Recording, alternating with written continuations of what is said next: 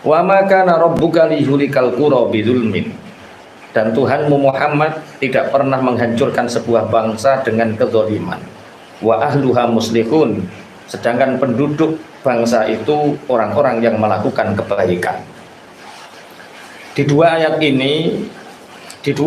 ini ada dua hal yang menyebabkan sebuah bangsa itu dihancurkan oleh Allah, sebuah bangsa diazab oleh Allah. Apa yang pertama?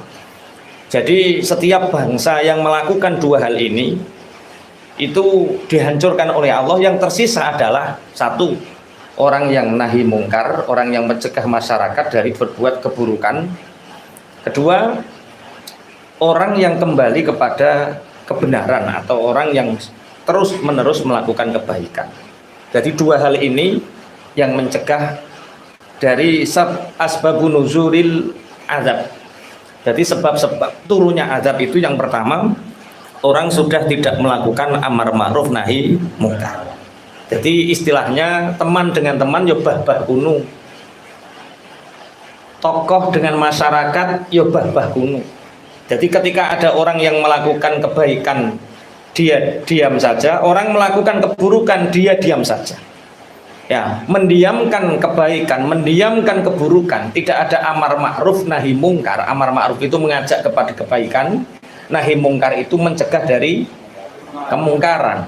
Ketika amar ma'ruf dan nahi mungkar sudah tidak dijalankan, maka itu tanda azab Allah akan turun. Yang kedua, di samping orang sudah tidak mau melakukan amar ma'ruf nahi mungkar, urip wis bah-bah kuno. Yang kedua, mereka tidak mau melakukan kebaikan, kebenaran. Jadi sudah tidak ada kepedulian. Jadi koncomu maksiat ya sampean ya wis biasa. Koncomu nglakoni apik ya ora pengin tiru. Ketika orang sudah tidak punya kepedulian, tidak mau amar ma'ruf nahi mungkar, sudah tidak mau melakukan kebaikan, maka mereka ini tinggal menunggu apa? Azab. Jadi azab datang itu ketika orang sudah meninggalkan amar ma'ruf nahi mungkar. Sebenarnya dakwah amar ma'ruf nahi mungkar itu tugas siapa? Semua muslim. Semua manusia apa semua muslim? Yo karek sing didakwahno. Jadi dakwah itu bertingkat-tingkat. Dakwah itu mengajak kepada kebaikan itu punya level-level tertentu, punya tingkatan-tingkatan tertentu. Satu, dakwah yang menjadi kewajiban setiap muslim, yaitu kebaikan-kebaikan yang sifatnya sudah ma'ruf. Ajak-ajak sholat, ajak-ajak poso Ramadan, ajak-ajak sholat jamaah, itu berarti kewajiban setiap muslim. Yang kedua, dakwah yang memerlukan pengetahuan yang hanya dilakukan oleh ahlinya. Ketika ini dilakukan oleh orang yang bukan ahlinya, maka yang terjadi bukan tambah amar ma'ruf nahi mungkar, tapi tambah nambahi kemungkaran. Jadi menyampaikan sesuatu amar ma'ruf, tapi justru tidak menjadikan ma'ruf, tidak menjadikan sesuatu itu menjadi baik, tapi tambah menambahi keburukan.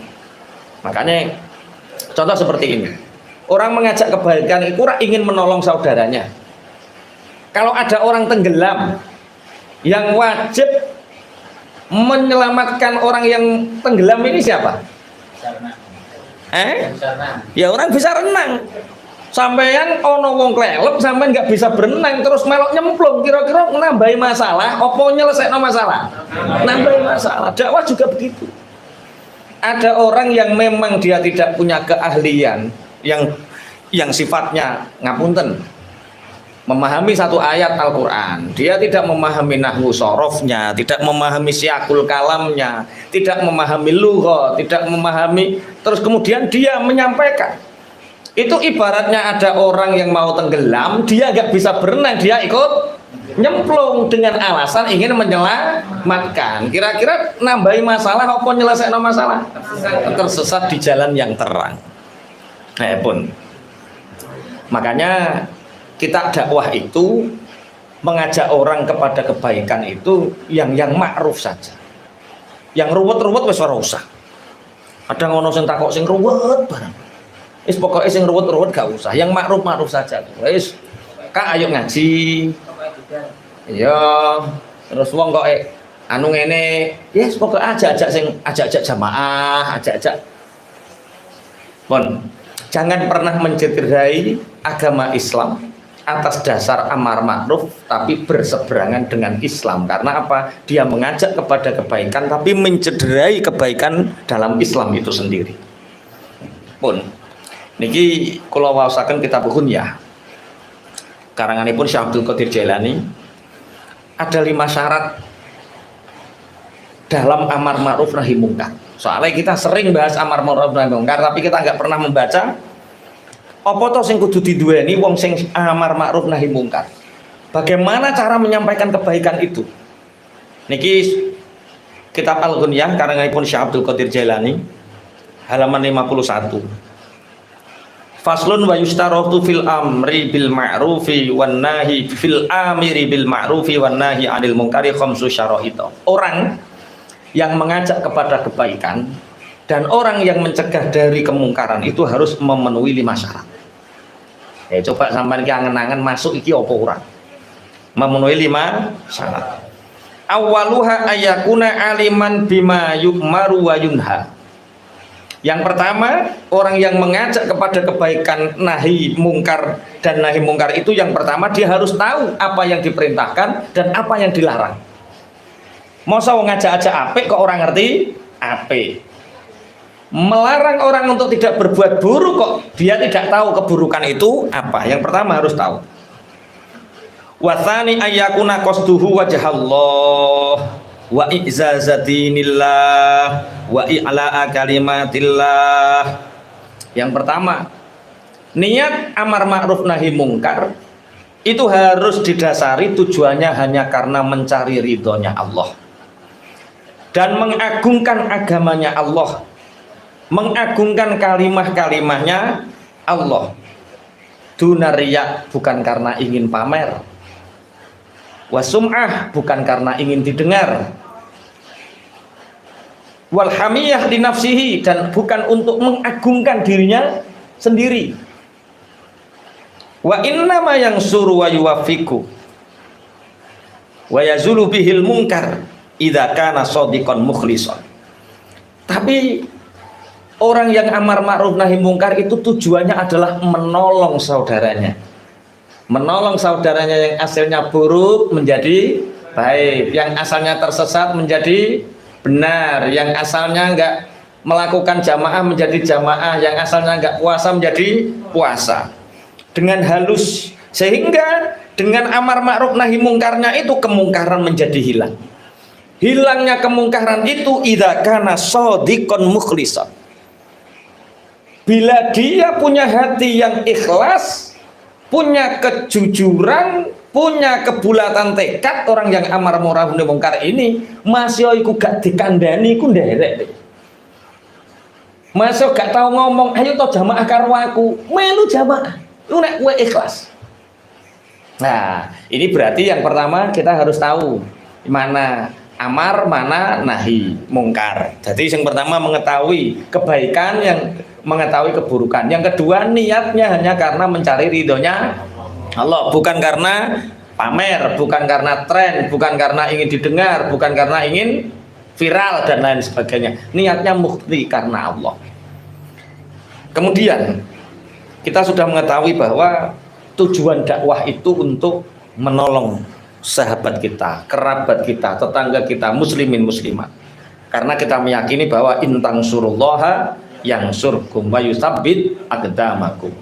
Kalau kita menolong agama Allah, maka Allah akan menolong kita dan Allah akan menetapkan telapak kaki kita di jalan yang benar. Artinya gue ku nek dakwah ojo kesusu. Jangan terburu-buru orang yang kita dakwai mengikuti kita. Ketika kita terburu-buru, ingat di situ ada setan. Tapi kalau kita ikhlas karena ingin menolong saudara kita, maka Allah akan memberi pertolongan kepada kita untuk menolong saudara kita. Jadi yang berperan di sini ini kita atau Allah? Allah. Kita hanya in alaika illal bala. Kita hanya menyampaikan. Baik buruknya itu urusannya Gusti Allah, sampaikan dengan hati yang ikhlas. Allah juga berfirman, innallaha ma'al ladzina taqaw wal ladzina hum muhsinun. Sesungguhnya Allah itu bersama orang-orang yang bertakwa dan orang-orang yang mengajak kepada kebaikan. Selama kita mengajak kepada kebaikan, berbuat baik, maka Allah bersama kita. Kalau Allah bersama kita, kita ya enak. Ketika ada orang diajak ngaji nggak mau, ya kita nggak marah. Wong gature ora gelem ngaji kok muring-muring, piye maksudmu itu? Oh, berarti kowe ku pengin dituruti. Tujuanmu ora kepengin nyelametno agamane Allah, wong ngerti agamane Allah, tapi wong gak ngergani aku ngajak tenan-tenan jika diregani. Lah kowe ku ndelok agamane Allah apa ndelok awakmu dhewe? Nah, innallaha ma'al ladzina taqaw wal ladzina hum muhsinun. Kemudian, bagaimana kalau kesyirikan ada di depan kita? Bagaimana kalau kemungkaran ada di depan kita? Sing mbok apali hadis piye? Kalau kita melihat kemungkaran, idza ra'a minkumul, pertama dengan apa? Biliat, kena dengan tindakan. Biliat itu dengan tangan, itu dengan tindakan, ya dengan kekuasaan. Yang kedua dengan lisan, yang ketiga dengan ingkarnya hati. Itu memang metodologi. Tapi tengriki diserangkan oleh Syekh Abdul Qadir Jalani. Ketika kamu melihat kesyirikan, maka kamu jangan pernah melihat makhluk. Maka kamu jangan pernah melihat makhluk. Makhluk itu ya orang yang melakukan kesyirikan itu. Tapi ingkarilah terhadap perbuatannya, jangan ingkari orangnya. Maksudnya bencilah terhadap perbuatannya, tapi jangan sekali-kali benci kepada orangnya. Ini metode dakwah yang disampaikan oleh Syekh Abdul Qadir Jalani. Wa ahsanal amala bi ikhlasi fi dzalika kana az-zufrulah. Kalau kita, esensi dakwah kita itu mengajak, dengan kita melakukan kebaikan dengan ikhlas, ingkar di perbuatannya, bukan benci kepada orangnya, maka ketika orang itu tidak nurut sama kamu, fakana az-zufrulah, maka dia tetap dapat kemuliaan. Kowe iku ngajak sholat koncomu, nurut apa gak nurut, kamu tetap mendapatkan kemuliaan itu. Kita mengajak sedekah, tapi kowe dhewe sedekah cukup ngajak tok ora gelem sedekah. Iku jenenge gajah topenan. Ngerti gajah topenan? Sirkus. Sirkus wong kita itu ngajak tapi dia nggak melakukan. Kita mengajak orang lain untuk bersedekah, maka jangan harapkan orang lain untuk niru perilakumu. Tapi harapannya adalah dia nurut sama Allah dan Rasulnya. Sehingga ketika dia tetap medit, kueku gak gelo. Karena intang surullah yang surga, yang menjadikan dia bisa bersedekah siapa? Allah. Yang menjadikan dia mau berbuat baik siapa? Allah. Aja kok gara-gara aku delok to. Oke. Asale kene iki rusak kabeh. Aku mlebu baik kabeh. Wong nyawang awake dhewe. Bukan seperti itu. Dakwah itu bukan seperti itu. Terus, wa in kana ghaira dzalika kana al-khidlan was-shighar wa dhillah wal muhana. Tapi ketika kita membenci orangnya, kemudian kita dakwah karena benci orangnya, kemudian orangnya sampan sentak, sampan bentak, sampan maki, ketika orang itu ingkar dan tidak mau menerima kebaikan, maka justru kamu menghinakan kebaikan itu. Justru contoh, karena kita dakwah ilal Islam, yang hancur bukan kamu saja, tapi kamu merendahkan Islam karena dakwah kamu itu membenci. Jadi orangnya tetap kita cintai, yang kita ingkari adalah perbuatannya, sehingga kita itu tidak peduli dengan omongan orang lain. Ini yang besok saya terangkan tentang al-jafa. Al-jafa apa? Jawa kok Jawa nih lo, kok amuk ae. Guru bahasa Indonesia ini repot, mirip-mirip Jawa bukan. Al Jawa itu bahasa Inggris, Pak. Al Jawa bahasa Arab. besok malam Selasa kita penutupan. Kalau hari ini khataman surat Hud, besok malam Selasa kita penutupan. Penutupan ngaji malam Selasa. Nanti saya membahas tentang 4 hal. Di antaranya adalah tentang pondok, yang ketiga tentang as-sofa, al-wafa, al-jafa.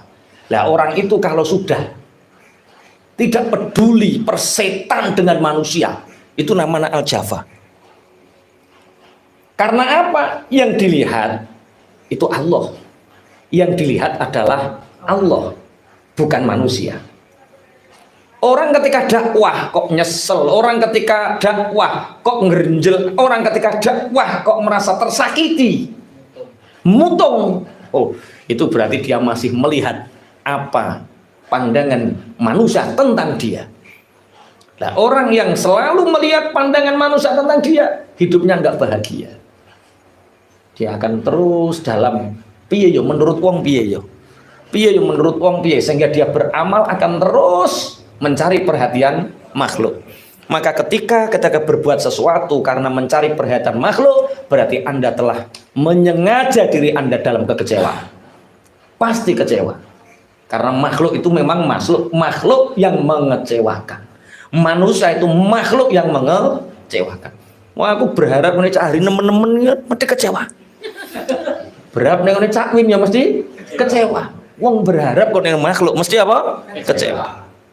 Berpandangan mengharapkan pandangannya sampean kabeh ning aku apik kecewa.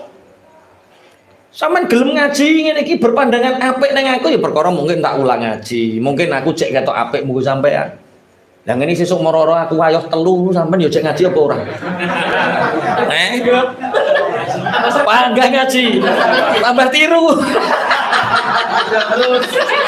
Iki sing tambah semangat nih.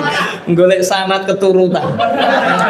Oke, jadi ketika dakwah yang pertama harus mengetahui amarnya, nahi mungkarnya harus tahu mana yang diperintahkan, mana yang dilarang, yang tahu. Yang kedua niat dakwah itu karena kita mencari ridhonya Allah, tidak ingin melihat pandangan manusia tentang kita,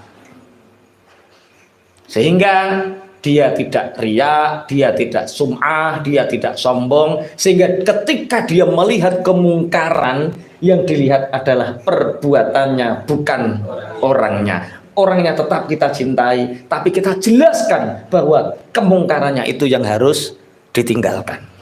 Kemudian, ini pendapatnya Syekh Abdul Qadir Jailani. Wasalisu ayyakuna amruhu wa nahyuhu billaini wat tawaddudi. Yang ketiga, syarat orang yang amar ma'ruf nahi mungkar itu harus mengajak dan melarangnya dengan lemah lembut, wat tawaddudi, dan penuh dengan cinta kasih sayang. La bil fadhadah, bukan dengan keras, wal ghalazah, dan bukan dengan marah-marah. Bal birrifqi wan nuskhi, akan tetapi mengajak dengan lembut dan dengan nasihat. Nasihat itu mengharapkan kebaikan. Disintil sama Syekh Abdul Qadir Jailani di sini. Lah ya wong orang dakwah kok kalah sama setan. Setan itu cara ngajak keburukannya dia dengan melenahkan, halus sekali. Apa jenenge? Soft selling. Jadi menjual tanpa kelihatan kalau dia menjual. Orang convert selling tuh Pak. Oh ya, convert selling kalau dalam bisnis itu. Jadi kita seperti tidak menjual, tapi sebenarnya menawarkan. S3 apa? Wah. S3 soft senyap sistematis. Loh, setan itu dakwahnya setan untuk menjerumuskan orang itu tidak dengan marah, tidak dengan kebencian, tidak dengan cara nyentak-nyentak dengan marah, tapi setan mengajak dakwah untuk tersesat dengan cinta dan kasih sayang. Sehingga yang disesatkan setan itu banyak yang lolos atau banyak yang terjebak? Tidak sadar. Orang sudah menjaga kegadisannya, sudah menjaga keperjakaannya, lama menjaga. Setelah orang tua bertemu, kedua mempelai bertemu, digodok harinya, hari sudah jadi ditentukan udan grimis-grimis dolan. Ciri setan. Kok satset piye? Kok satset. Ciri setan ngene lho. Lah ayo sing mbok enteni opo? Yang kamu tunggu itu apa? Wong-wong tua wis karuan setuju. Hari sudah jadi. Kamu menunggu apa? Wis dan ojo mulai, ndak mulai. Wah, setan halus.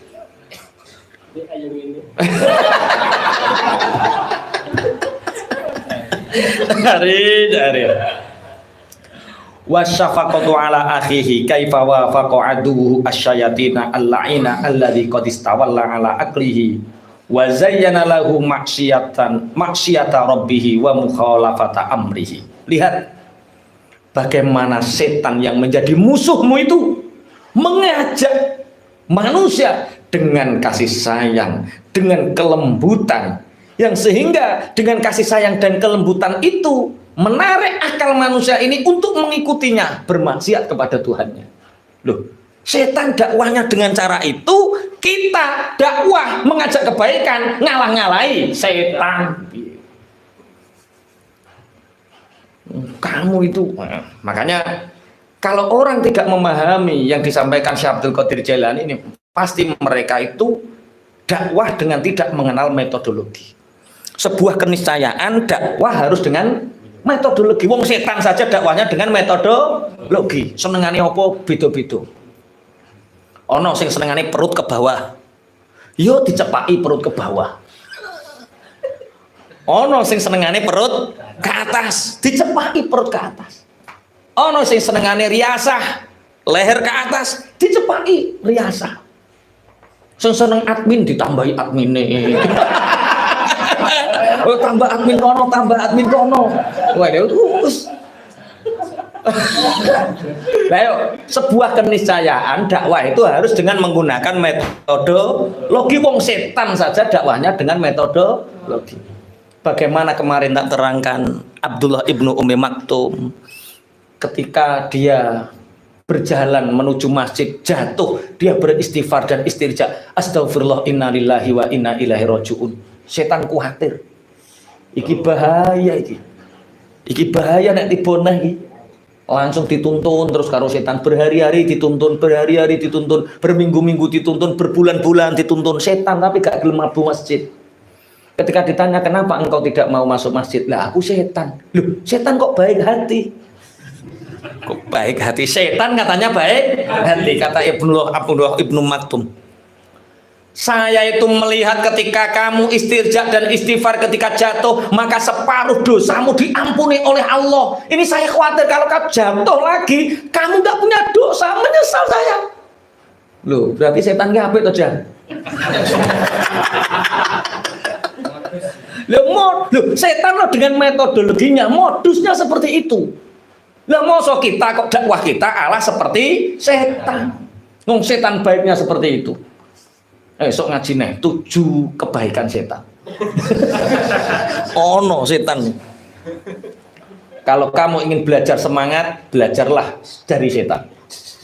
Karena setan tidak pernah menyerah menggoda manusia. Sedangkan kita kadang-kadang dalam kebaikan kita putus asa. Pakai gerimis rintik-rintik wis ra patek ngaji. Lu mosok kok kalah karo setan. Setan itu enggak pernah bercerai-berai dengan saudaranya. Setan nggak pernah tukaran karo dulure. Kompak. Lah kowe cengkrean. Lah menungso kok lu wong setan. Oh, ndang muni luwih apik kowe. Lho, iki urung tak jelasno 7 kehebatan setan. Setan itu seumur hidup nggak pernah bunuh anaknya. Seburuk-buruk setan nggak ada dalam sejarah setan membunuh anaknya. Kadang manusia gara-gara anak dibunuh. Di Afghanistan itu ada karena anaknya laki-laki, anaknya perempuan terus dibunuh, Pak Bro. Ingin anak laki-laki. Ayo, wong kok ngono kok sibuk salah ke setan terus. Makanya aku setuju no hadis. Ketika puasa Ramadan, setan itu dibelenggu, neraka ditutup. Ya toh, pintu neraka ditutup, setan dibelenggu. Ngono ana sing gak poso. Ngono ana sing minum minuman keras. Katanya setan dibelenggu. Lah ya kowe kok nek elek buk salahno setan. Itu yang buruk itu bukan setannya, kamu itu lebih buruk dari setan. Ngono kok gak paham-paham. Ya Allah, ya Allah. Wes ojo ngelem setan temen-temen. Enggak, ini dalam metode dakwah yang pertama. Kalau dakwah kita harus tahu kebaikannya yang disampaikan, harus tahu kemungkaran yang dicegah. Yang kedua, niatnya harus ikhlas lillahi ta'ala, bukan karena sombong, bukan karena riak, bukan karena sum'ah, bukan karena ujub. Semua dilakukan atas dasar Allah. Kalau atas dasar Allah, dia tidak mempedulikan pandangan manusia kepada dia, tapi dia hanya memperdulikan apa pandangan Allah terhadap dia. Sehingga dia akan mengatakan persetan dengan manusia. Dia akan ikhlas lillahi ta'ala. Yang ketiga, berdakwahlah, mengajaklah, mencegahlah dengan lembut dan penuh kasih sayang, tidak dengan kemarahan, tidak dengan bentak-bentakan, tapi dengan menasihati yang baik dan dengan kasih sayang. Masa kamu kalah sama setan? Padahal setan itu berkasih sayang tujuannya yuridu bidzalika ihlakahu wa idkhalahu annar. Padahal tujuan setan lembut itu tujuannya untuk mengajak kamu dirusak dan kamu dimasukkan ke neraka. Mengajak masuk neraka saja halusnya seperti itu, masa ngajak surga seperti ngajak masuk neraka. Matane merah. Qala ta'ala ngene-ngene udah wah to piye.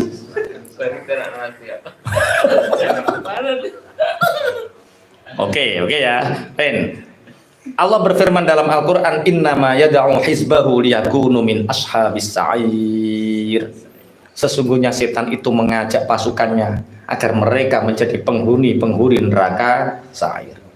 Allah juga berfirman dalam Al-Qur'an, fabima rahmatin minallahi lintalahum walau kunta fadhdhan ghalidhal qalbi lam faddu min hawlik. Maka dengan rahmatnya Allah Muhammad, kamu diberi hati yang penuh dengan kelembutan. Allah memberi Rasulullah hati yang lembut. Seandainya Muhammad kamu punya hati yang keras, punya hati yang wangkot, maka orang-orang itu akan berlari darimu. Berarti syarat untuk orang ngajak kepada kebaikan itu harus dengan hati yang lembut, bukan dengan angkara murka. Oke, dilanjut no. Sampai Rasulullah Muhammad dalam Al-Quran lagi satu contoh itu Muhammad Rasulullah nabi-nabi terdahulu yang paling keras nabi sapa jenenge? Nabi sapa sing senengane ngampleng? Nabi Musa. Oh gak senengane ngampleng yo ngampleng pisan tok mati ngono lho ya. Mati sampai akhirnya wong-wong wedi di kampleng. Apa yang difirmankan Allah terhadap Nabi Musa dan Harun? Faqula lahu qawlan layyinan la'allahu yatadzakkara aw yakhsha. Musa, Harun, kalau kamu menghadap Fir'aun, berkatalah dengan ucapan qaulal layyina, dengan ucapan yang lembut. Siapa tahu dengan kelembutanmu itu dia akan menjadi ingat dan takut kepada Allah. Clear ya? Ijek kurang mana dalilnya? Ijek kurang mana dalilnya? Wis pirang ayat tak waca? Kok cek takoki mana dalilnya iki? Saya itu kalau bicara selalu dalil, cuma kadang-kadang karo Kofiq itu dipotong dalilnya gak dikekno. Lek ben gak kesuwen sallallahu alaihi wasallam. Fi hadithi Usamah Rasulullah bersahatin ayat murabil ma'rufi wa yanha 'anil munkari hatta yakuna fihi thalathu khisalim. Rasulullah bersabda tidak patut, tidak layak bagi seseorang untuk amar ma'ruf nahi mungkar kecuali dia mempunyai tiga hal. Satu, aliman bima yu'maru, dia mengetahui apa yang diperintahkan. Kemudian aliman bima yunha, dia mengetahui apa yang dilarang. Wong ngajak-ajak apik kok ora ngerti keapian. Yang di demo iku toa kok salat ora ngerti, yuk saru to.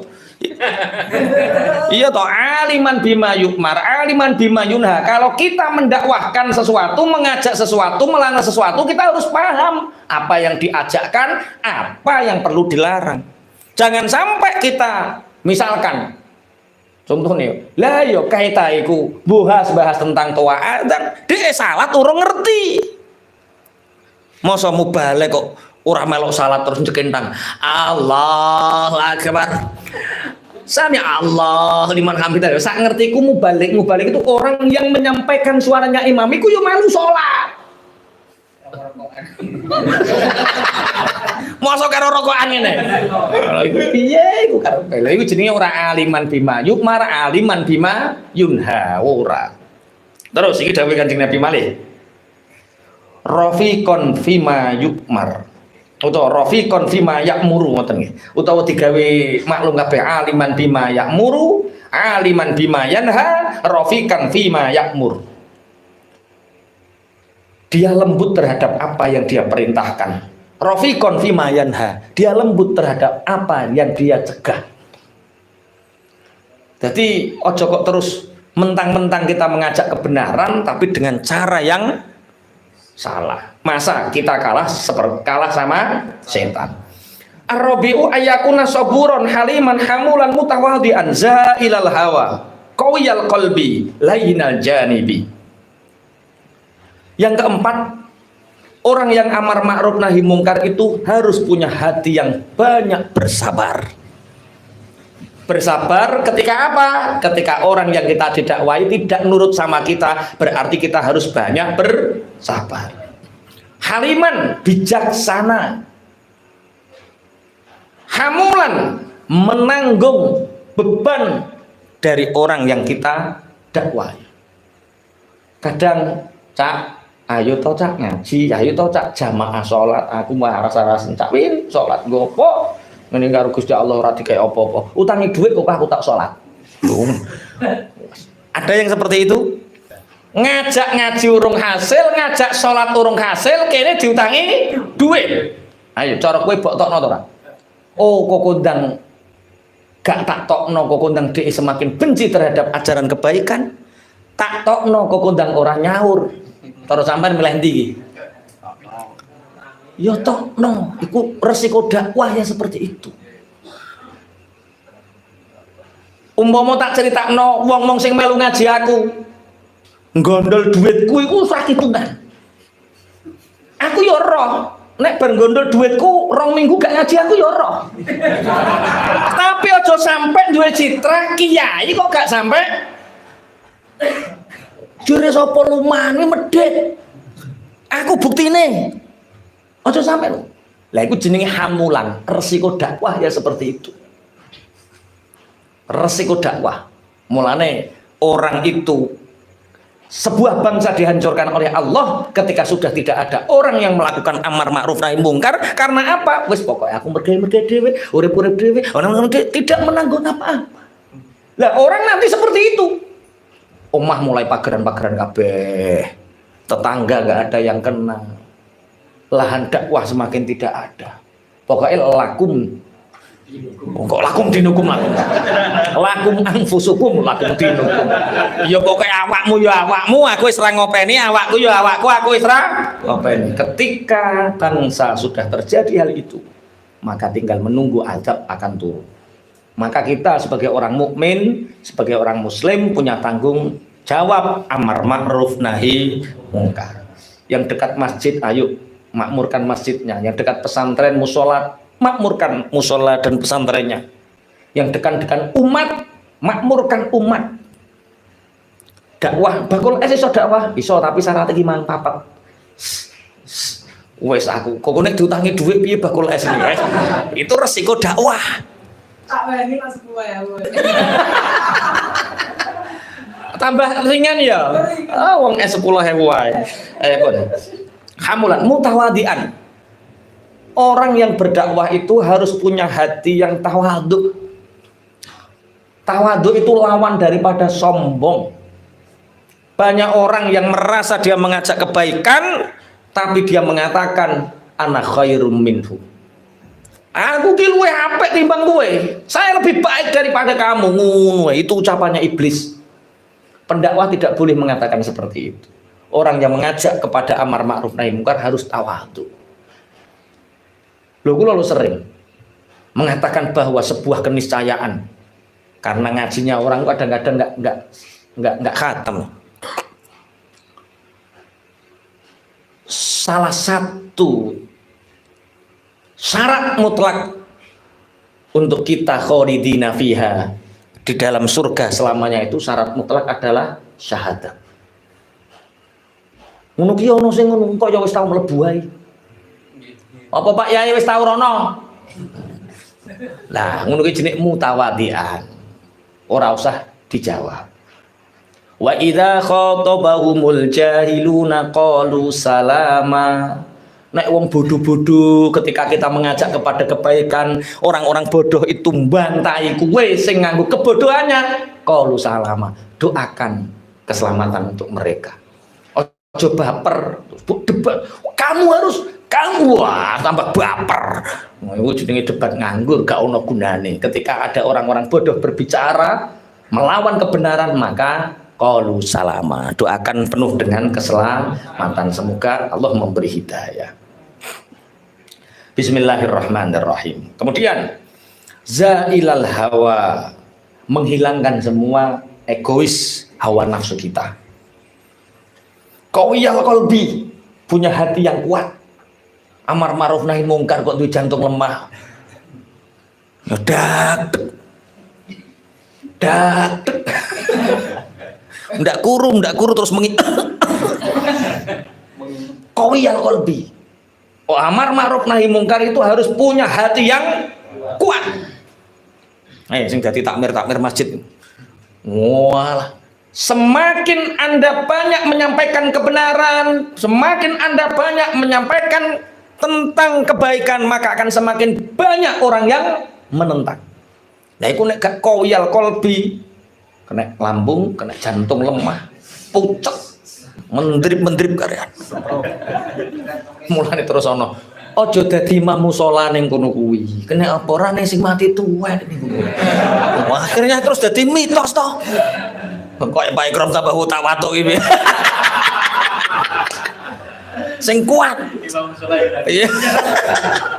Iya, jadi orang yang amar ma'ruf nahi mungkar harus qawiyal qalbi, hatinya yang kuat. Iya. Lah wong pendakwah, orang yang mengajak amar ma'ruf nahi mungkar dirasani tangga kok loro. Aduh gak kuat rewet aku lah genyo. Lah wong sak lurung ngrasani aku kabeh. Lah kena opo lah yo ape takjak salat ngene lho anggitku ngene. Lah kok ngene. Lah yo terus mbok pikir ya wis. Terus akhirnya ning aja dadi imam musala kuno. Lah genyo mati nom kabeh. Ada yang desanya seperti itu. Nah, itu karena apa? Kurang qawiyal qalbi. Gak kuat. Nah, nek gak kuat atine ya dakwah sing ringan-ringan wae. Lah yo, di satu daerah yang di situ belum ada infak, yang di situ belum ada zakat. Jenengan bayangno kiai zaman biyen ketika menerangkan tentang mengeluarkan zakat, menerangkan derma, apa yang terjadi? Wong ngomongane piye? Padune nggo kesugihan dhewe. Masya Allah. Mulai zaman biyen kiai yo enjoy, disampaikan terus, masya Allah.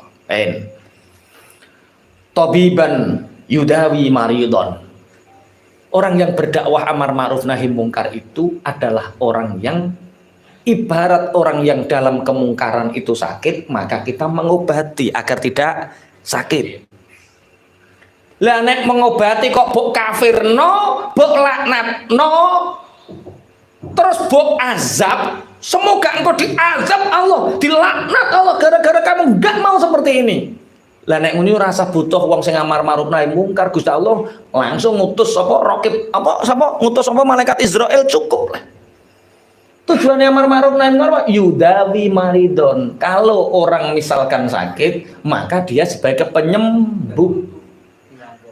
Dirangkul. Nek ciri cakwin dirangkul, bukan memukul. Piye jangan bahasamu kayak. merangkul, bukan memukul. Terus mengajak. Wah. Cocok iki, cocok iki. Mengajak tapi bukan menginjak, itu dakwah. Memberi bukan membenci, kuwi dakwah. Ayo rungokno. Iya ya.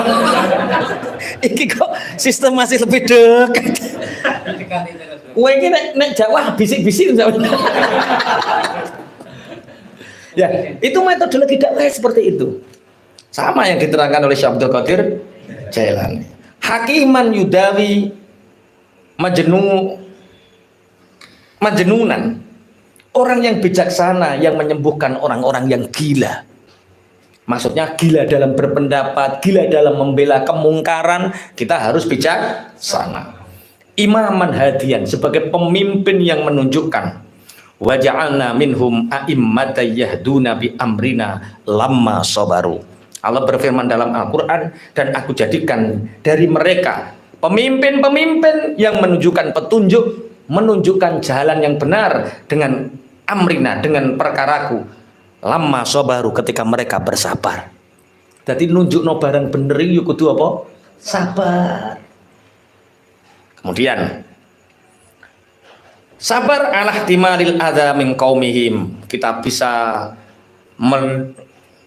mengingat pelajaran-pelajaran yang kemarin di surat Hud ini, bagaimana Nabi Nuh menanggung penderitaan dari kaumnya, Nabi Syu'aib menanggung penderitaan dari kaumnya, kemudian Nabi Lut menanggung penderitaan dari kaumnya. Siapa lagi kaum?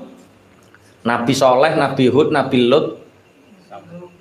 Wa Samuda Muda, Nabi Hud bagaimana menanggung yang dilakukan oleh kaumnya. Ala nusrati dinillah, itu semua dilakukan untuk menolong agamanya Allah.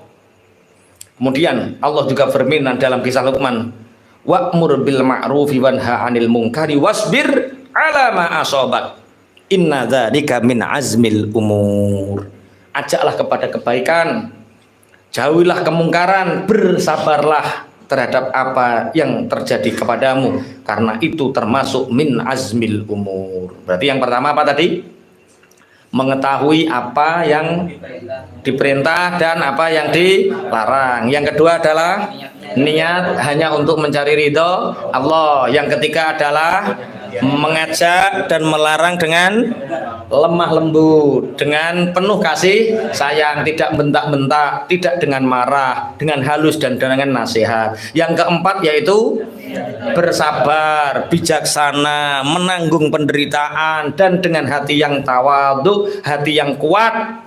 Pun wal khamisu ayakuna amilan mimma ya'muru mutanazzihan amma yanha anhu. Yang kelima adalah kalau mengajak ya mengamalkan. Kalau kita ngajak sholat ya kita sholat. Kalau kita ngajak puasa kita ya puasa. Kalau kita ngajak bersedekah ya kita sedekah. Jadi memimpin dengan keteladanan, itu amar ma'ruf nahi mungkar. Memimpin dengan keteladanan, tidak hanya berbicara tapi memberi contoh dengan tingkah laku. Ini yang kelima. Tapi dalam kitab Ihya Imam Ghazali lah, bagaimana ada orang pemabuk yang melarang orang lain untuk mabuk. Misalnya Cak Hari senang mabuk, dia sudah tahu bahayanya mabuk, kemudian temannya mau mabuk, dilarang. Aku wis roh rasane, ojo. Itu boleh apa tidak? Boleh apa tidak? Ya boleh. Wong Cak Wi mosok wong elek lakoni apik. Ya oleh, sapa sing melarang ya tetep boleh. Wong namanya cuma mungkin hasilnya urusannya ya ning gone Gusti Allah. Pun kemudian ini sebagaimana firman Allah, atakmurunan nasa bil birri wa tangsawna anfusakum. Apakah kalian mengajak manusia kepada, memerintahkan manusia kepada kebaikan, sedangkan kalian melupakan diri kalian sendiri. Wa antum tatlunal kitab, sedangkan kalian membaca kitab. Afala ta'qilun. Ini ada satu hadis dari Rasulullah Muhammad sallallahu alaihi wasallam. Ra'aitu lailata usriya bi rijalan tuqradu syafahum bil maqarid. Aku melihat ketika malam Isra Mi'rajku, aku melihat di neraka laki-laki yang menggunting, memotong mulut-mulut mereka sendiri, memotong lisan mereka dengan gunting. Faqultu man haula'i ya Jibril, aku bertanya, siapa mereka ya Jibril? Orang yang memotong lisannya, memotong mulutnya dengan gunting, memotong sendiri. Qala haula'i khutaba ummatika. Mereka adalah orang-orang yang berpidato dari umatmu. Alladzina ya'muruna nasa, mereka memerintahkan manusia dengan kebaikan, tapi wayan sauna anfusahum, tapi mereka melupakan mereka diri mereka sendiri. Wahum yatslunal kitab, dan mereka membaca kitab. Bismillahirrahmanirrahim.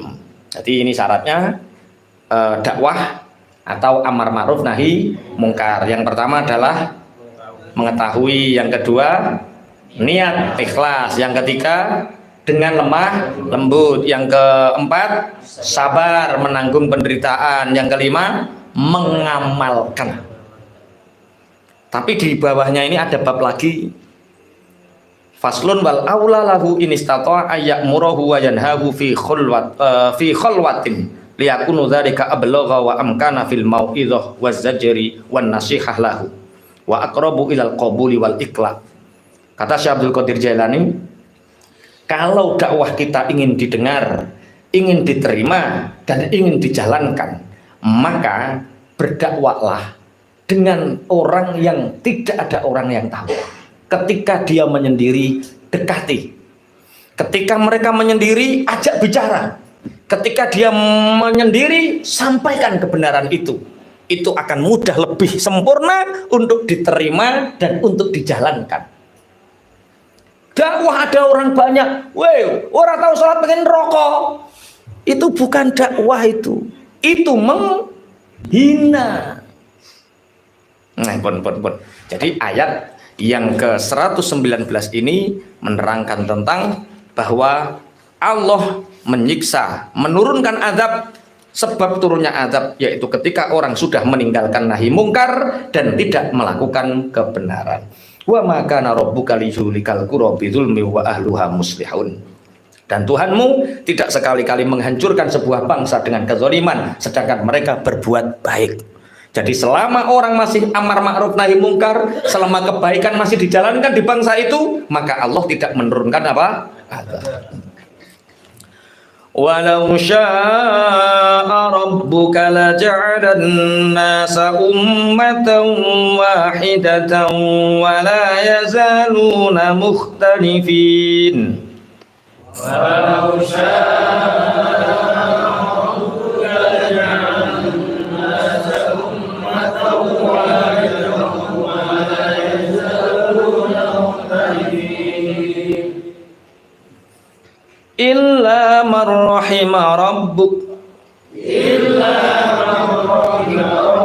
wa lidzalika khalaqahum wa tammat kalimatu rabbika la amla'anna jahannama minal jinnati wan nasi ajma'in. Wa tammat kalimatu rabbika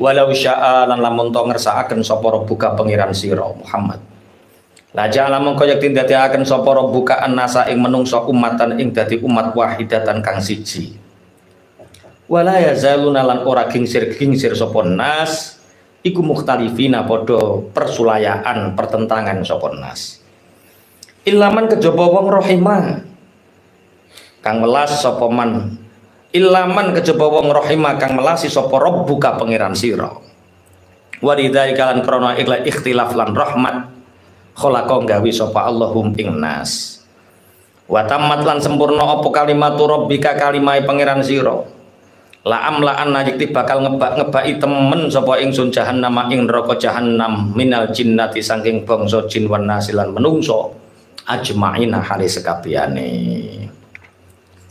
Walau syaa rabbuka laja'alan nasa ummatan wahidatan wa la yazaluna mukhtalifin.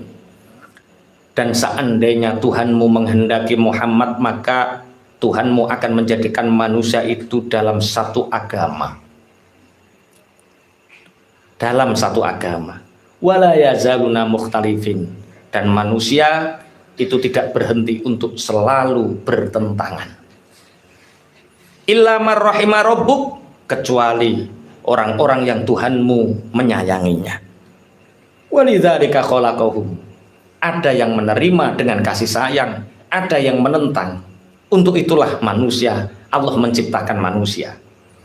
Wa tammat kalimatu rabbika, dan sudah sempurna kalimat Tuhanmu, yaitu la amla'anna jahannama minal jinnati wan nasi ajmain. Sungguh aku akan memenuhi neraka jahanam dari golongan jin dan manusia. Kita bicara ayat ini, yaitu berbicara tentang sunnatullah. Ada yang mendengar kata-kata sunnatullah? Apa sunnatullah itu? Sunnatullah, ketetapan Allah. Jadi antara tawakal begini, manusia itu rapuh. Agama mengajarkan manusia untuk tawakal, sehingga dengan tawakal, berserah diri kepada Allah, itu menjadikan manusia kuat. Jadi manusia itu sebenarnya rapuh. Kemudian agama mengajarkan tawakal. Dengan tawakal ini orang akan menjadi kuat.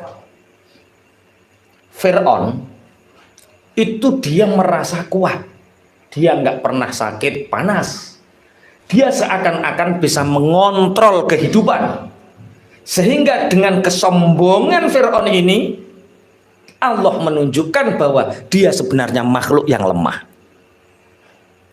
Jadi tawakal ini menguatkan kita. Lane ana wong takok kiai, kula niki ditipu Pak Yai. Pokoknya nek petuk wong tak bedil. Wong sing nipu la piro? 800 juta. Tak kepruk.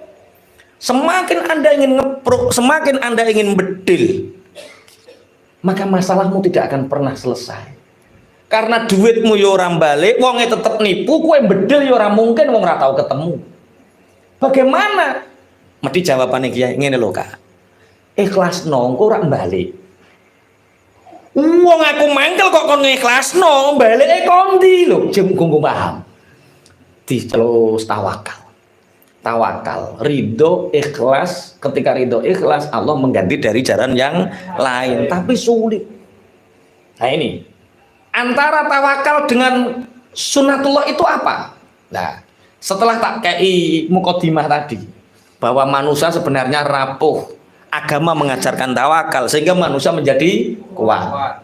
Fir'aun merasa dia bisa mengontrol kehidupan, bisa mengkondisikan semua keadaan, sehingga Allah menghinakannya dengan kerapuhan karena kesombongannya itu. Lah tawakal adalah satu kesadaran bahwa ada sistem yang berlaku di luar kehendak manusia, itu tawakal. Ada sistem yang berlaku di luar kehendak manusia. Sistem yang berjalan di luar kehendak manusia, itulah yang disebut sunnatullah. Bisa dipahami nggak? Kok meneng? Paham Pak Ikram? Sing diarani sunnatullah itu apa? Jadi ngene, manusia asalnya rapuh. Kemudian Pak Yai mulai para nabi biyen mengajarkan tawakal. Tawakal itu berserah diri. Sehingga dengan tawakal itu manusia menjadi kuat. Dari segala ujian, dari segala musibah menjadi kuat karena adanya tawakal. Berarti tawakal itu apa? Tawakal itu adalah satu kesadaran dari diri kita bahwa ada satu sistem yang berlaku di luar ketetapan kita, di luar kesadaran kita, itu ada kehendak di luar sana yang mengatur kita. Lah, kehendak di luar sistem kita itu namanya apa? Sunnatullah. sistem yang berlaku di luar kehendak manusia. Itu namanya sunnatullah. Ana wong kuning ganteng bojone wireng merongos. Padahal dia yo pengin kuning gede dhuwur. Terus dadak oleh bojo ireng merongos perkara bapake kebelet utang.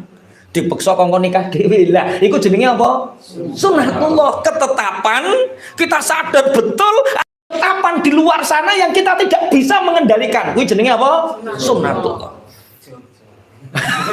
Piye? Lho, beto. Kok bejo ki piye? Yo eneng sing ora ngono barang eneng. Sunnatullah contone contohno Pak Pra, contohno Pak Pra. Jadi satu kesadaran bahwa ada sistem di luar jangkauan kita. Tahu-tahu kita menerima, tahu kita itu yang terjadi, itu namanya sunnatullah. Covid ku kawe cilik di sekolah no farmasi supaya belajar obat kon ngeracik obat. Lho kok saiki ngedit video kuwi lho jenenge sunnatullah. Dhewe ora tahu duwe cita-cita ngedit video. Lah kuwi jenenge apa? Sunnatullah. Cak Hari ku sarjana apa kowe? Oh, sarjana matematika. Tambah mana ya senengane. Gawe yo mana ukti-ukti iki. Yo gawe panah lho, gawe panah kok mana ukti. Yo gawe panah yo anu. Iku kesadaran tawakal adalah kesadaran di luar bahwa ada yang terjadi di luar kehendak manusia dan itu terjadilah. Itu loh diarani sunnatullah. Sunnatullah adalah sistem yang berlaku di luar kehendak manusia. Seperti contoh sunnatullah itu contohnya seperti ini. Ini bedakno tawakal karo putus asa. Karena banyak orang yang mengatasnamakan tawakal pada sebenarnya dia putus asa. Tawakal dengan sunnatullah itu satu garis lurus. Kita percaya nggak ada sunnatullah? Percaya akan ada ketetapan Allah? Percaya? Percaya. Nabi Yusuf juga percaya akan sunnatullah. Ketika Raja Mesir bermimpi ada sapi kurus memakan sapi gemuk, 7 sapi kurus memakan 7 sapi gemuk.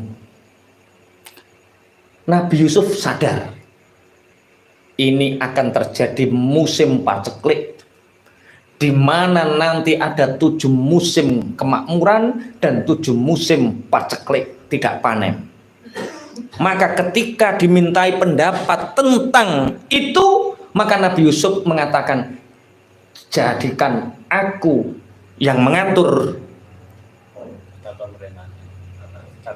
tata kelolanya, biar aku yang mengaturnya.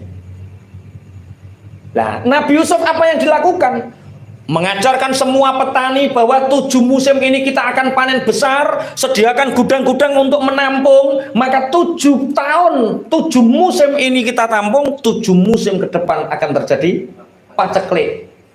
Termasuk Palestina, termasuk negara-negara yang paceklik semua. Mesir masih ada gudang yang menyimpan. Nah itu sunnatullah. Tawakalnya Nabi Yusuf diterapkan dalam sistem. Nah itu dia percaya dengan sunnatullah dan dia tawakal. Cak, sampean kok gak upload, sampean kok gak jualan? Rezeki sudah ditentukan. Berjalan dan tidaknya kaki dan tangan ini sudah diatur oleh Allah di Lauh Mahfuz. Ketika saya duduk diam di sini, Allah menghendaki datangnya rizki, maka rizki itu akan datang. Ikut tawakal apa putus asa? Wong ngawur wi. Omongannya bener, bahasanya bener, tapi ikhtiarnya yang salah. Mestinya kaya Nabi Yusuf, saya yang mengelolanya. Dengan 7 musim ditimbun, 7 musim di, nah itu namanya apa? Sunnatullah. Oke. Loh. Dan di setiap 24 jam yang kita jalani ini, tiap hari ada sunnatullah yang berjalan. Ada yang menyangka bahwa hari ini aku iso istirahat. Istirahat ini akan menguatkan kundilalah anakmu pure awake panas lu gak iso istirahat. Kamu menyangka nanti pulang istrimu senyum menyambut. Bareng teko omah dadak mecucu. Perkara tanggane iso tuku kulkas, bojomu rumpuk tukokno kulkas. Lho ini iso dadi masalah. Setiap hari kita harus percaya bahwa ada sunnatullah. Termasuk yang dikehendaki Allah di sini adalah seandainya Allah menghendaki, maka Allah akan menjadikan agama itu hanya satu, yaitu Islam. Tapi itu tidak dikehendaki. Berarti agama akan berkembang banyak. Berarti bagaimana dengan agama yang berkembang banyak? Apakah harus kita tumpas? Duwe nek tumpas berarti kowe gak percaya karo sunnatullah. Perbedaan ini yang menyebabkan kita sadar diri. Oh, kowe wis dikersakno. Ketika ngaji, siapa yang masuk surga? Islam, yang lain neraka ketika ngaji. Ketika seperti ini, siapa yang masuk surga? Islam, yang lain neraka. Orang kafir masuk neraka ketika ngaji. Ketika di luar bertemu dengan orang kafir, toleran. Ketika punya tetangga yang tidak Islam, toleran, baik, berbuat baik kepada mereka, itu sunnatullah. Lah nek kowe wae ngaji Islam, semua sur Islam, petok wong kafir, neraka kowe. Berarti kamu tidak sadar makna sunnatullah. Paham napa mboten maksud? Ketika Allah menghendaki, kalau Allah menghendaki, maka apa? Agama itu hanya ada satu. Tapi wala yazaluna mukhtalifin. Tapi manusia tidak akan pernah berhenti untuk bersengketa. Tetap kita akan dikatakan, kok kaya wis tau wae, ya kabeh iso mlebu swargane dhewe-dhewe, ora Islam tok. Wong pengirane ya beda-beda kok swargane ya beda-beda. Iku jenenge wala yazaluna mukhtalifin. Illa man rahima rabbuk, kecuali memang Allah yang telah memilih untuk diberi kasih sayangnya, ditunjukkan jalan yang benar, yaitu Islam. Walidzalika khalaqahum, lah karena perbedaan itulah Allah menciptakan manusia. Nah terus gunanya apa gak? Berarti Gusti Allah zalim lho. Zalim iku ora bagi makhluk.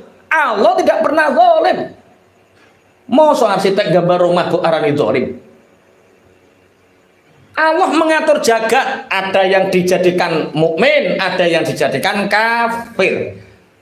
Orang kafir ini karena kehendak Allah, ya berarti Allah zalim. Lah ya wong penguasa jagat kok mbok arani zalim. Zalim iku objek makhluk.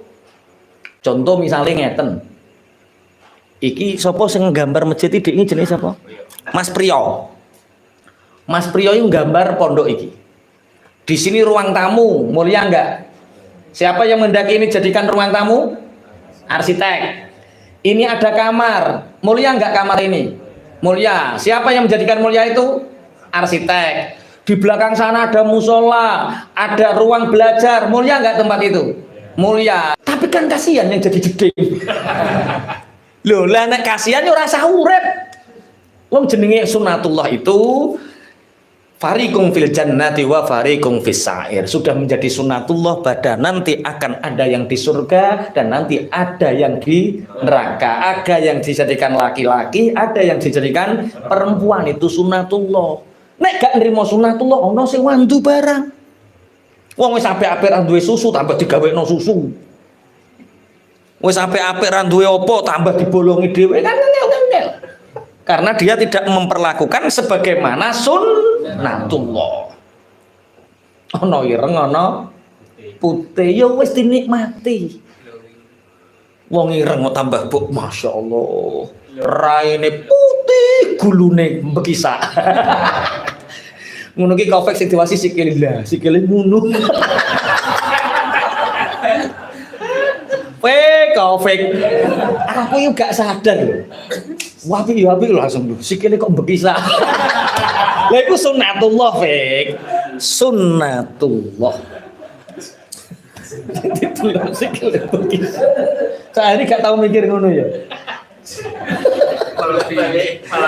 Malah melebihi. Oke, jadi kebaikan, keburukan, Islam, kafir, langit, bumi, baik, buruk itu akan selamanya ada karena memang itu sudah menjadi sunnatullah. Wa tammat kalimatu rabbika. Sudah menjadi sempurna firman Tuhanmu. Apa bahwa nanti di neraka jahanam yang memenuhi adalah golongan jin dan manusia. Artinya apa? Ya tetap Gusti Allah gawe neraka, ya Gusti Allah gawe isine. Gusti Allah gawe swarga, ya Gusti Allah menciptakan yang mengisi surga. Lah kita memilih surga atau neraka, maka pilihlah jalan yang benar yaitu surga. Allahumma amin. Kita khataman ya ini ya.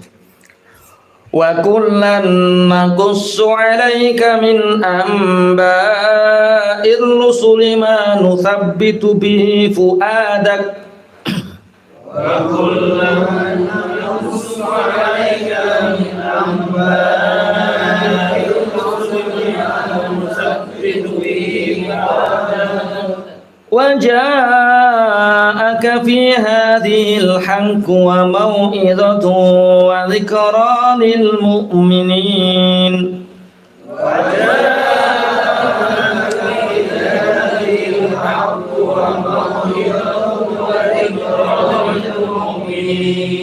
wa kulan ing saben-saben nakusu nyritakaken sapa ingsun Allah alaika ing atase sira Muhammad min ambair lusuli nyatane saking piro-piro ceritane para utusan ma ing barang nusabbi tukang netepaken sapa ingsun bi kelawan mafu adaka ing ati sira. Wajah alam wis teka ka ing sira Muhammad fi hadhil ing dalam ikilah kisos. Apa al haqqu dawuh kang bener. Wa mau'izatun lan pitutur. Jadi di surat Hud ini Allah menceritakan tentang kisah Nabi Nuh.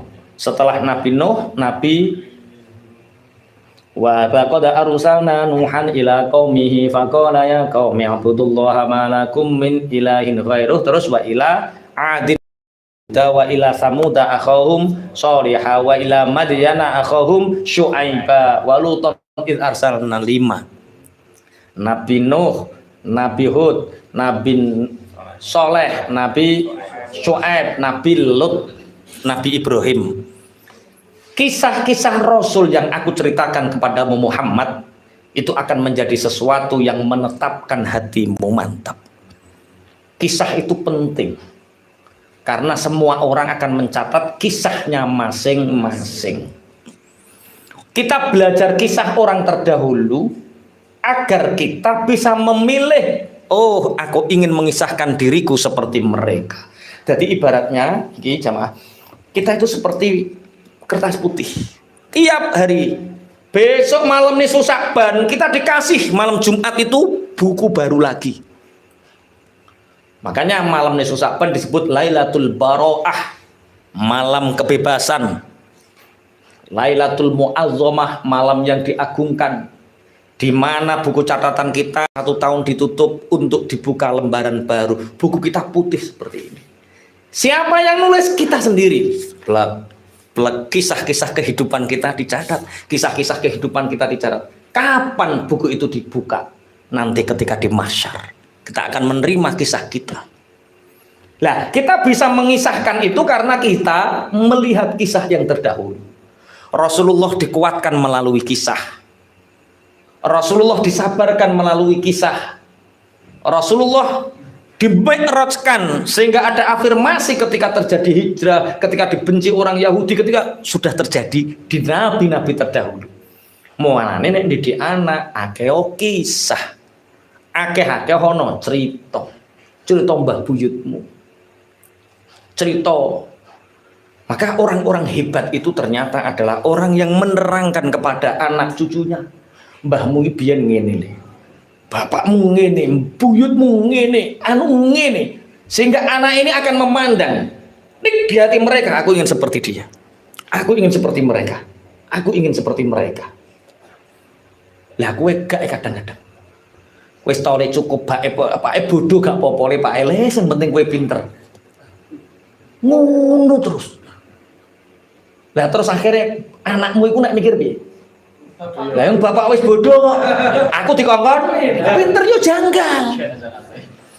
Makanya menceritakan kepada anak itu ya heroik kita. Bapak lo le ngaji malam Selasa udan-udan berangkat le. Lah paham Pak, urusan paham gurih le. Sing penting budal. Heroiknya itu biar tertanam. Mbahmu le, mbahmu. Mulane ning bahasa Jawa itu ada mikul dur mendem tentang orang terdahulu kita, bapak, ibu, mbah buyut kita, masa lalunya itu yang baik harus kita tampakkan, cerita-cerita ke putune. Sing elek pendem sak jero-jerone. Itu didik anak itu. Kadang enggak. Dari kecil sudah ditanamkan rasa hasud. Bapak itu warisannya aslinya akeh le. Itu Pak Demu kae. Ngono kae. Ngono kok pengen duwe anak apik, duwe ati sing bening yo enggak bisa. Wong yang menanamkan meracuni itu orang tuanya sendiri. Kisahkan heroiknya. Rasulullah manusabbitu bi fuada. Diceritakan kisah-kisah Rasul itu untuk menguatkan hatinya. Bapak iku anu le. Mbahmu iku ngene le. Makanya dulu itu Masya Allah tercatat betul, sejarah-sejarah itu tercatat betul. Nah, ya mengidolakan. Jangan sampai kita mengajari benci Pak D, Pak Le. Le mbahmu lu, tuan tanah lu. Kayak ngene mbahmu kabeh kae. Ngene buyutmu kabeh kae. Lah sampean gak duwe bapak. Walah bapak keturunan ke-8 oleh. Sing ngono turunan ke-7 bapak keturunan ke-8 lho ngono. Enggak boleh seperti itu. Harus ada sisi-sisi apa? Heroik. Wa kullan nakus waja'aka fi yadhil haqq wa mau'izatu wa dzikra lil mu'minin. Datang kepadamu dari kisah itu Muhammad kebenaran. Kita belajar dari apa? Kebenaran. Dari cerita-cerita kisah itu akan kebenaran. Ada mau'izah, ada pengingat bagi orang-orang yang beriman. Wa qul lil ladzina la yu'minuna 'amalu 'ala makanatikum.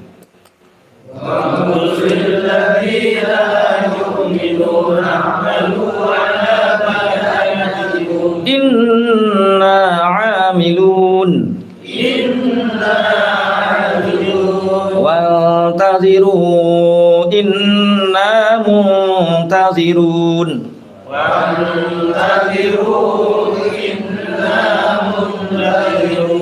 wa kulan dawu sapa sira Muhammad lilladzina maring wong akeh la yu'minuna kang ora padha iman sapa alladzina i'malu padha nglakonana sapa sira kabeh ala makanatikum ing atase panggonan sira kabeh inna sune ingsun iku amilun pira-pira wong kang padha nglakoni kabeh wantaziru lan padha nunggu sapa sira kabeh inna sune ingsun iku muntaziruna pira-pira wong kang padha nunggu kabeh.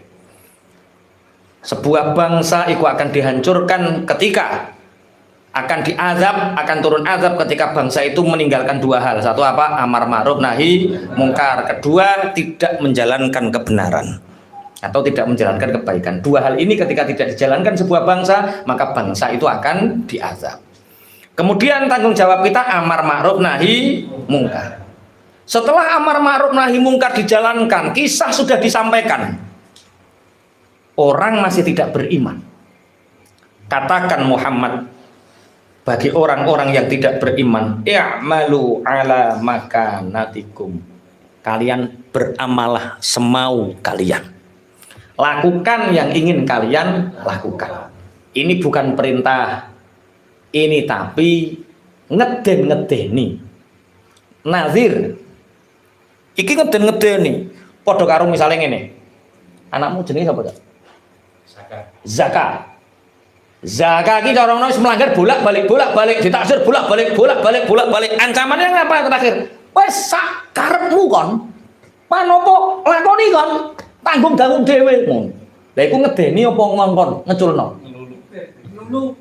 lah iki karek bocahe nek bocahe rada ndablek cocok. Tapi nek bocah paham, oh ini ayah sedang menakut-nakutiku agar tidak melakukan semau gula, sama seperti itu.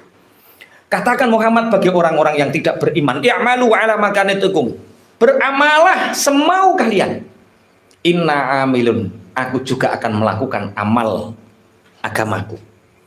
Jadi ketika kita menyampaikan kebenaran, kita harus istiqomah dalam kebenaran, najan wong liya tetap. Emas akan tetap menjadi emas walaupun dia berada di peceren. Jangan hanya karena kita berada di peceren, menyalahkan peceren sehingga kita menjadi peceren. Sampeyan kok piye ngono? Lah, aku ya asline pengin apik, koncoku lho.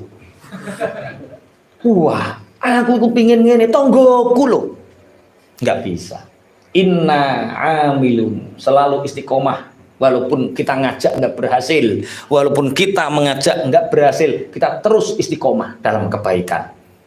Kebenaran selalu disampaikan walaupun kita menyampaikan juga tidak berhasil. Inna amin. Dalam kebaikan jangan pernah berhenti menjadi orang baik walaupun kita mengajak baik dan berbuat baik tapi orang selalu membalas buruk. Ojo kok gara-gara wong liya elek karo sampean membalas, sampean terus menjadi jahat. Tunjukkan bahwa kita akan terus menjadi orang baik walaupun mereka jahat. Istiqomah. Wantadiru inna muntadirun. Nantikan, aku juga akan menantikan. Menantikan kapan? Menantikan hari di mana akan menyaksikan amal bersama-sama. Ayo kita nanti nonton bareng. Kira-kira sing bener aku apa kowe? Medeni wong gitu ya. Medeni wong. Lu wantadiru inna muntadirun ketoke ringan tapi itu medeni wong. Wes, bah kono sak karepmu. Yuk. Kita tunggu besok di akhirat. Walillahi ghaibus samawati wal ardi wa ilaihi yurja'ul amru kulluh. Walillahi ghaibus samawati wal ardi wa ilaihi yurja'ul amru kulluh. Fa'budhu wa tawakkal 'alaihi.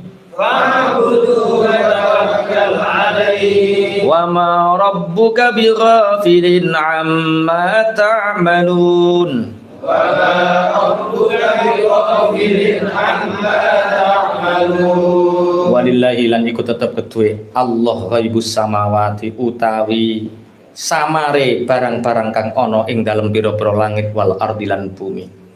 Wa ilaihi lan marang Allah yurja'u bakal den balekaken apa al amru perkara kulluhu yos kabehane amr. Fa'bud mongko nyembah sapa sira ing Allah.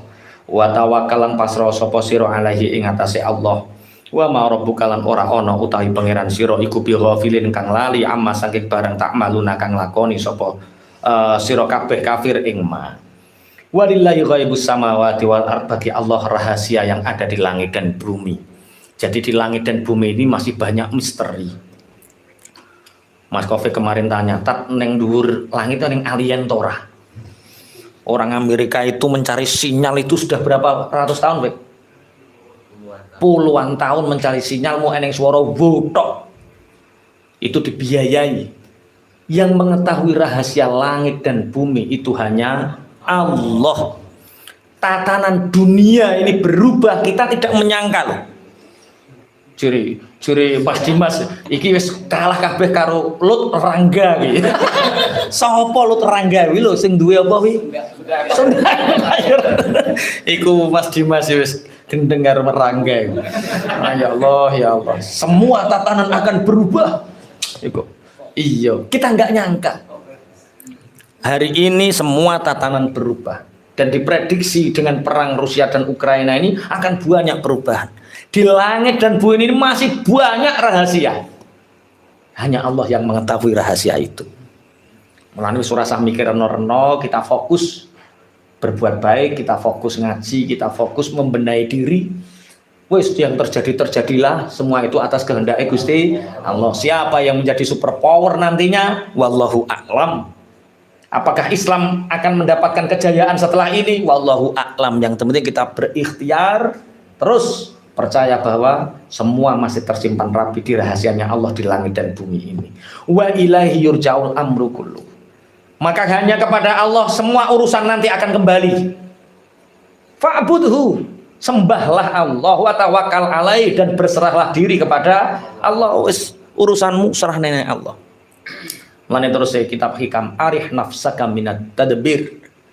Istirahatkanlah dirimu dari mengatur yang bukan kewajibanmu. Karena apa yang sudah ditentukan untukmu oleh Allah, kamu tak perlu merisaukannya, kamu tak perlu ikut mengaturnya. Umpama aku ki camat, Pak Pragi wong cilik, Pak wis rasa metok, sampean tak toto. Lah kok melok sing nunggu tanda tangan rono rene, kira-kira gregeten to ra camate? Gregeten. Allah sudah berfirman bahwa kita ini sudah ada dalam tanggungan Allah. Apa yang kita risaukan? Tinggalkan tadbir, tinggalkan mencemaskan masa depan. Karena tadbir itu akan menguras waktu, menguras pikiran, sehingga kita akan banyak meninggalkan ibadah dan kebaikan karena mencemaskan masa depan. Iki nek Rusia karo Ukraina perang terus minyak dunia piye? Kok nek minyak dunia piye? Dampak ning Indonesia piye? Kok kondang minyak goreng semakin langka? Wis to rasa khawatir Rusia nyerang Indonesia. Karena dia nanti kesini nggak bisa masak. Karena minyak goreng langka. Jangan khawatir. Arih nafsaka minat tadbir. Istirahatkanlah dirimu dari mengatur urusan yang telah ditentukan oleh Allah untukmu. Jangan pernah mencemaskan masa depan. Nikmati hidupmu hari ini. Hembusan nafas yang kita rasakan tiap hari, kenikmatan yang wis iso nguyuh ngising bendino, nikmati. Masya Allah. Orang yang mencemaskan masa depan itu akan membuat dirinya tersiksa dan akan semakin jauh dengan Allah. Fa'budhu wa tawakkal alaih. Sembah Allah, berserah diri kepada Allah. Wa ma rabbuka bighafilin amma ta'malun. Dan Allah Tuhanmu tidak akan pernah melupakan apa yang kamu kerjakan. Sedikit apapun kebaikan akan kembali kepada kita, sekedik atau sedikit apapun keburukan juga akan kembali kepada kita dan tidak dilupakan oleh Allah. Nah, terus apa yang kita rasakan? Yang nggak ada. Orang yang risau itu orang yang tadbir, orang yang ingin melok ngatur sing dadi urusane Gusti Allah. Jadi jangan kita pernah mencemaskan masa depan. Bagaimana kalau ini seperti ini, suamiku sakit, nanti aku jadi, nggak usah dipikir. Kalau Allah memberi satu masalah kepada kita, maka Allah membukakan ribuan pintu untuk menyelesaikan masalah kita. Mikirnya ngono ora kok, nek ngene piye, enggak. Tapi mikirnya adalah kalau satu pintu tertutup, maka Allah akan membukakan banyak pintu. Nek suamiku mati piye koko, piye anakku lho, cak hari kan cek eneng to. Kok sing dipikir apa? Kak, piye? Satu masalah 1000 pintu. Satu kebaikan 1000 pahala, 1000 ganjaran.